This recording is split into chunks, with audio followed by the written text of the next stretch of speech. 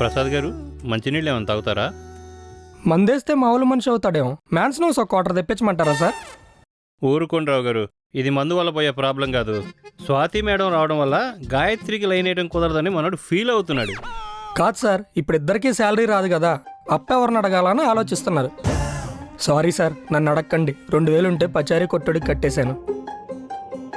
ప్రసాద్ గారు ఎంతసేపు ఊపిరి బిగబట్టి ఉంచుతారు? వేధవ ప్రాణం వదిలేయండి సార్. ఏంటి సార్ నా బతుకు కుక్కలు చింపిన విస్తరలాగా? ఇంట్లో మనశ్శాంతి లేదని ఆఫీస్లో పులిహార కలుపుతుంటే ఈ కొద్దిపాటి సంతోషం కూడా లేకుండా చేసింది. చేది అమ్మ జీవితం. ఆనందానికి ఆత్రం ఎక్కువ, ఎంతోసేపు ఉండట్లేదు. బాధకి బద్ధకం ఎక్కువ, వస్తే వెంటనే వెళ్ళట్లేదు. అసలు మీ ప్రాబ్లం ఏంటి సార్? స్వాతి గారు మన ఆఫీస్లో జాయిన్ అయ్యారైనా గాయత్రికి లైన్ అయ్యటం అవ్వదనే. ఉదయాన్నే ఫీవర్తో ఉన్న పిల్లం ఆఫ్టర్నూన్ కల్లా మూడవుద్దని ఎవరన్నా అనుకుంటారా? అయితే వెళ్ళి అడగండి సార్. మా ఆఫీస్లో జాయిన్ అయ్యే ముందు ఒక మాట నాకు చెప్పాలి కదా అని. ఏంటి అడిగేది?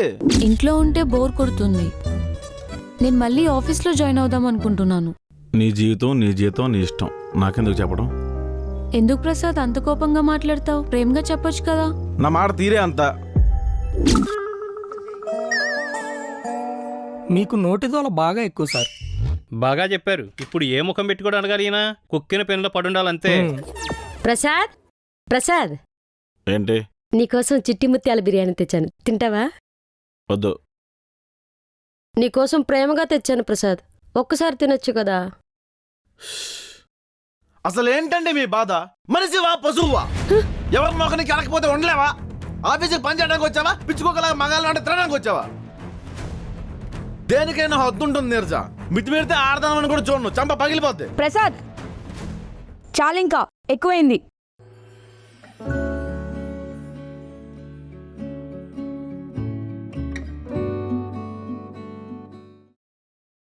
ప్రసాద్ గారు, లేకపోతే ఏంటండి?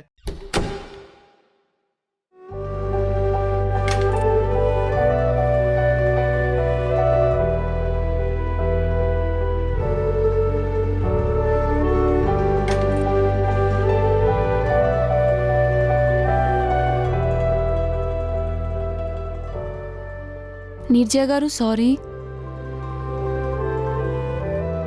ప్రసాద్ ఏదో కోపంలో అరిచేశాడు, మీరేం పట్టించుకోకండి. నేనేం పాపం చేశాను? చిన్నప్పటి నుంచి అనాథాశ్రమంలో పెరిగాను.